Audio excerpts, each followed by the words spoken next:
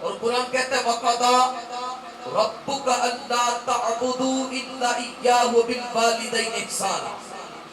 اے حبیب مکرم صلی اللہ علیہ وآلہ وسلم، آپ کے رب نے اس بات کا فیصلہ کر دیا ہے کہ پوری کائنات کے اندر ازل سے لے کر ابد تک سوائے اللہ رب العزت کے کوئی معبود نہیں ہے، کوئی عبادت کے لائق نہیں ہے۔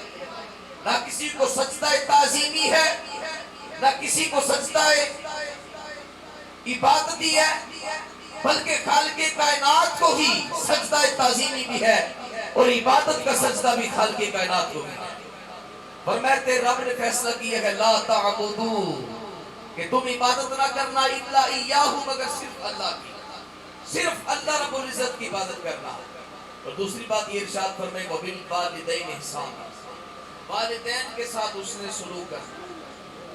والدین کی اہمیت اور والدین کی شان اگر دیکھنی ہو تو یقین مانے یا تو کسی بھی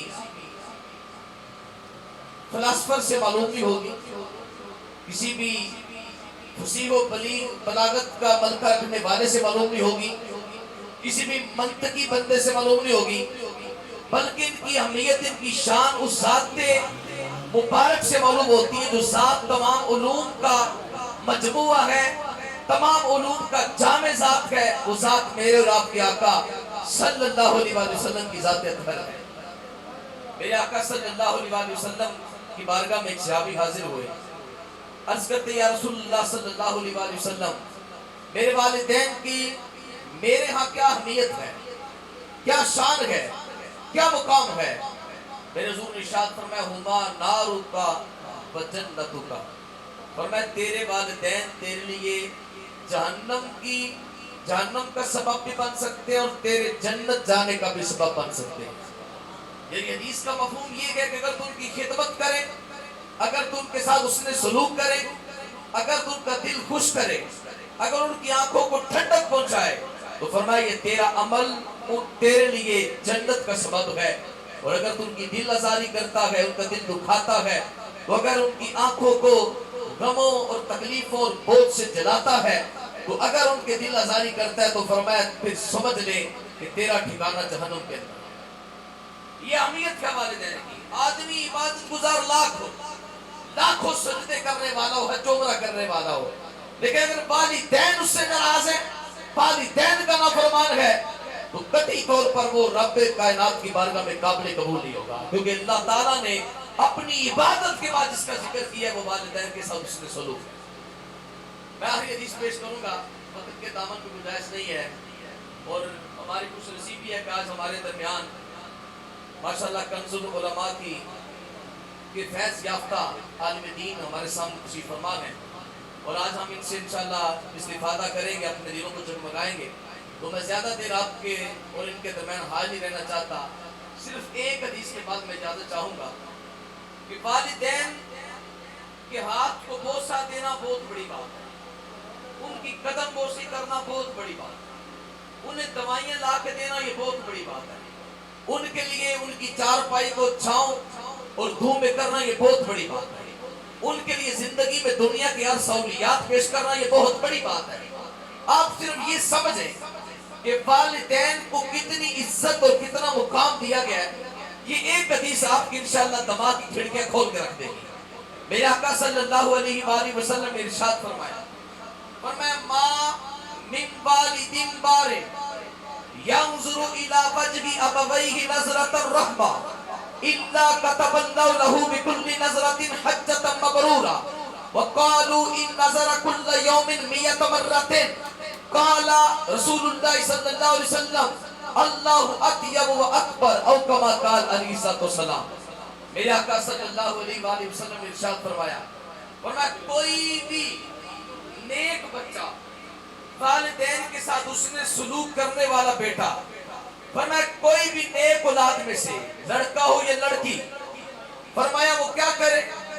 ینظر الی وجہ ابویہ، وہ نظر اٹھا کر اپنے والدین کے چہرے کی طرف دیکھے۔ تھوڑا جا ہولی بولے، تھوڑا جا سبحان اللہ, مل کے بولو ذرا سبحان اللہ. میں بھی جینجی بیان کر ٹول گیا تو پھر علامہ صاحب منٹا ترلے کرنے پڑے, مہربانی فرماؤ ذرا بولو سبحان اللہ. تمام احباب ذرا مل کے کہو ایک بار سبحان اللہ.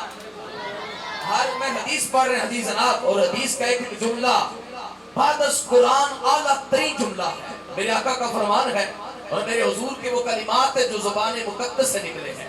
جس کو اعلیٰ حضرت نے کہا وہ زبان جس کو سب کن کی کنجی کہے, اس کی نافذ حکومت پہ لاکھوں سلام. تو یہ کمال ترین الفاظ ہیں. میرے حضور نے ارشاد فرمایا ما من والد بار ينظر الى وجه ابويه نظرۃ الرحمہ, فرمایا کوئی بھی نیک بچہ والدین کے ساتھ اس نے سلوک کرنے والا ایک نظر رحمت کے ساتھ, ایک بار محبت کی نظر کے ساتھ اپنے والدین کے چہرے کو دیکھتا ہے. بولے ذرا سبحان اللہ. ایک بار صرف نظرۃ الرحمہ, ایک رحمت کی نظر, ایک محبت کی نظر, ایک بار مسکرا کر محبت والدین میں سرشار ہو کر ایک نظر اٹھا کے والدین کی طرف دیکھتا ہے تو کیا اجر ملتا ہے؟ فرمایا کاتب اللہ لہ بکل نظرۃ حجۃ مبرورہ. خالق کائنات ایک بار, ہر بار دیکھنے کے بدلے اسے مقبول حج کا ثواب عطا فرماتا ہے. صحابہ کا جمع کثیر تھا.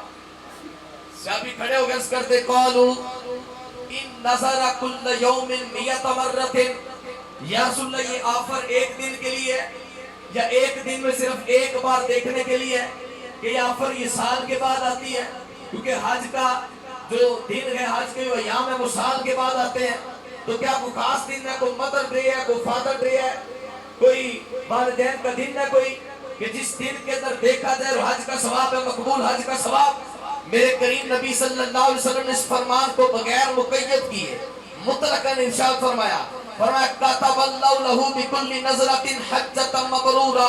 فرمایا کہ جو بندہ, جو بچہ یا بچی, جو بیٹا یا بیٹی نیک ہو, بارن والدین کے ساتھ اس نے سلوک کرنے والا ہو, وہ اپنی نظر اٹھائے والدین کے چہرے پہ لگائے, محبت سے مسکرا کر دیکھے اور ایک لحظہ پر دیکھ کے آنکھ نیچے کر لے.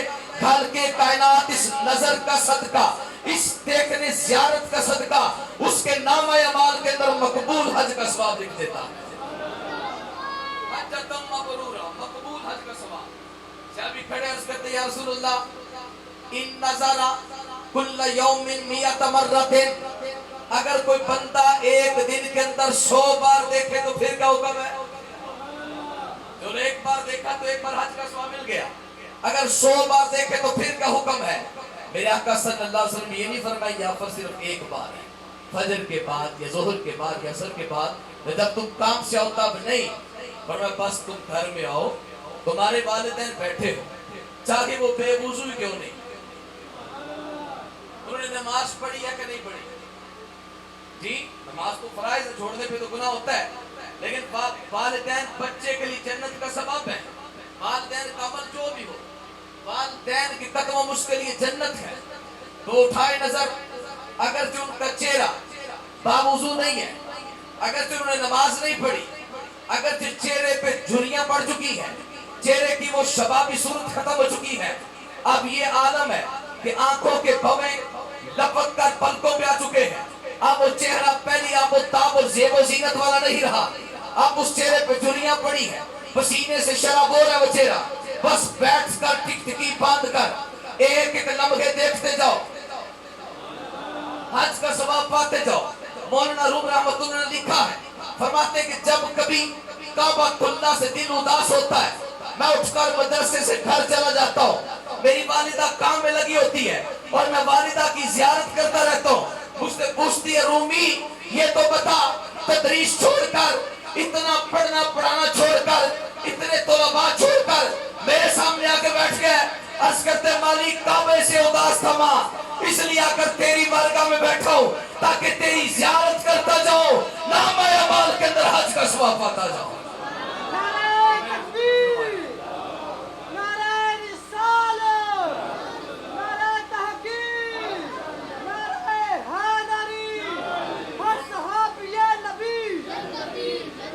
ہر صحابی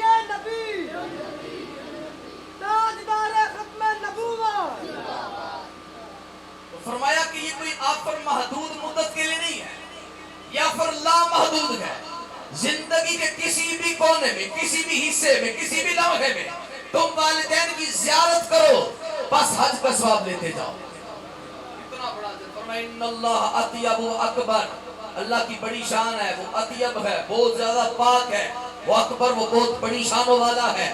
تو فرمایا تم 1000 بار دیکھو، کروڑ مرتبہ دیکھو، خالق کائنات تمہیں تمہارے نامہ اعمال کے اندر حج کا ثواب عطا فرماتا ہے۔